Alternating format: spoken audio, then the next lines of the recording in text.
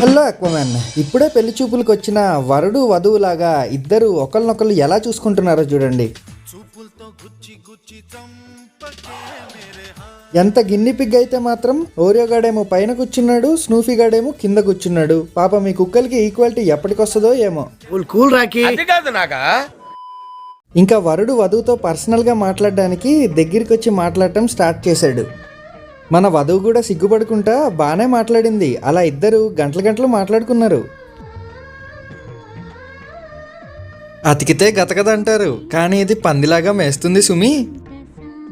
కట్నం తీసుకోవడం తప్పు కానీ గిఫ్ట్లు తీసుకోవడం తప్పు కాదు కదండి. సో స్నూఫీ గాడు ఒక 5 పెడిగ్రీ ప్యాకెట్లు, ఒక 2 కాల్షియం బోన్లు గిఫ్ట్ల కింద రాసిచ్చేయమన్నాడు. వధువు మరి వరుడికి దూరంగా ఉందని అది తింటున్న గడ్డి తీసుకొని వెళ్ళి వరుడు దగ్గర పెట్టాను. ఇప్పుడు వధువెళ్ళ గడ్డిని తింటదని అనుకున్నాను, కానీ అది తినకుండా సిగ్గుపడుకుంటా దూరంగా పారిపోయింది. నేను పిచ్చోడిని అనుకున్నావు కదూ. పెళ్లి కాకుండానే వరుడు వధువు దగ్గరికి ఎలా వస్తున్నాడో చూడండి. ఇంకా వధువు సిగ్గుపడి పారిపోయింది. ఓ నీ అబ్బా ఆపరదే.